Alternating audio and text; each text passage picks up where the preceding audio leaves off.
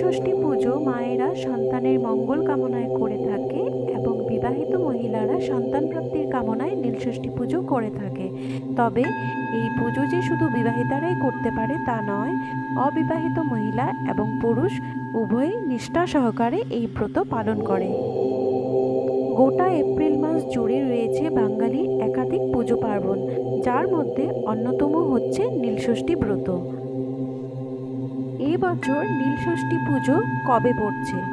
সাধারণত চৈত্র সংক্রান্তির আগে অর্থাৎ চড়ক উৎসবের আগের দিন নীল পুজো পালন করা হয়। এবছর 13ই এপ্রিল অর্থাৎ 30শে চৈত্র পড়েছে নীল পুজোর তারিখ। নীলকণ্ঠ বা নীল হচ্ছে মহাদেবের আরেক নাম।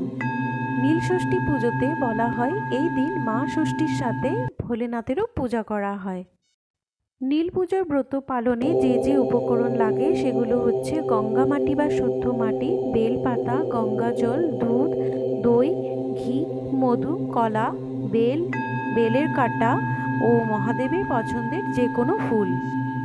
যারা নীলষষ্ঠীর ব্রত পালন করে সেই দিন সারাদিন উপবাস করে সন্ধেবেলা শিবের মাথায় জল ঢালতে হয়। এরপর শিবের মাথায় বেলপাতা, ফুল ও একটি ফল ছুঁয়ে রাখতে হয়। এরপর একটি অপরাজিতার মালা পরিয়ে সন্তানের নামে একটি মোমবাতি জ্বালিয়ে প্রার্থনা করা হয়। ব্রতের শেষে ফলমূল খেয়ে বা এক সিদ্ধ ভাত খেয়ে সন্দক লবণ দিয়ে খাবার খেতে হয়।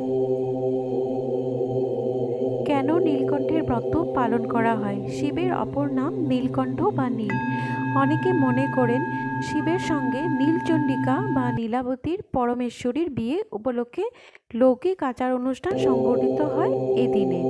শোনা যায় দক্ষযজ্ঞের দেহত্যাগের পর সতী পুনরায় নীলধ্বজ রাজার বিল্লবনে আবির্ভূত হন। এরপর রাজা তাকে নিজের মেয়ের মতো করে বড় করে শিবের সঙ্গে ফের বিয়ে দেন। বাসর ঘরে মক্ষিপা রূপ ধরে মৃত্যুবরণ করেন তিনি। তা দেখে শোকে রাজা ও রানীও প্রাণ বিসর্জন দেন। তাই থেকেই মনে করেন শিব ও নীলাবতীর বিবাহের স্মারক হল নীল পুজো। নীলষষ্ঠীর সঙ্গে জড়িয়ে আছে আরও একটি লোককথা। পুরাকালে এক বামুন আর বামুনি ছিলেন, যারা অতি ভক্তিভরে নানা ব্রত পালন করলেও তাদের সন্তান বেশি দিন বাঁচত না।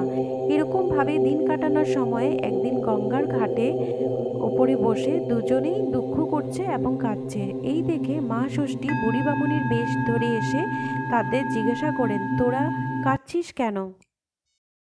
বামুনি তার দুঃখের কথা জানালে মা ষষ্ঠী প্রশ্ন করেন, তোরা কি নীলষষ্ঠী করেছিস? বামুনি উত্তর দেয়, এ কি ব্রত আমি কোনোদিন শুনিনি। তখন মা তাদের বলেন, সমস্ত চৈত্র মাস সন্ন্যাস করে শিব পুজো করবে। তারপর সংক্রান্তির আগের দিন সমস্ত দিন উপোস করে সন্ধে নাগাদ নীলাবতীর পুজো করে নীলকণ্ঠ শিবের ঘরে বাতি জ্বেলে দিয়ে মা ষষ্ঠীকে প্রণাম করে তবেই জল খাবে। ওই দিনকে ষষ্ঠীর দিন বলে। যারা নীলষষ্ঠী করে তাদের ছেলে মেয়ে কখনো অল্প বয়সে মরে না।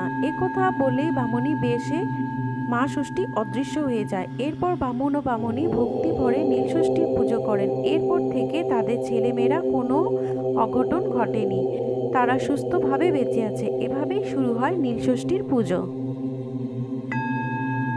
নীল পুজোর বাতিদানের শুভ সময় হচ্ছে 13ই এপ্রিল রবিবার সন্ধে 6:58 থেকে 7:51 পর্যন্ত। আশা করি আজকের ভিডিওটা আপনাদের ভালো লেগেছে। যদি ভালো লেগে থাকে তাহলে অবশ্যই লাইক করবেন, কমেন্টস করবেন, শেয়ার করে দেবেন। আর আমার চ্যানেলে নতুন এসে থাকলে অবশ্যই চ্যানেলটি সাবস্ক্রাইব করে পাশে থাকা বেল বাটনটি প্রেস করে দেবেন, যাতে এরকম নতুন নতুন ভিডিও আপলোড করলে সর্বপ্রথম আপনারা নোটিফিকেশন পেয়ে যান। আজ তাহলে চলি, আবার আসবার একটা নতুন ভিডিও নিয়ে। আপনারা সবাই ভালো থাকবেন। ওম নমঃ শিবায়।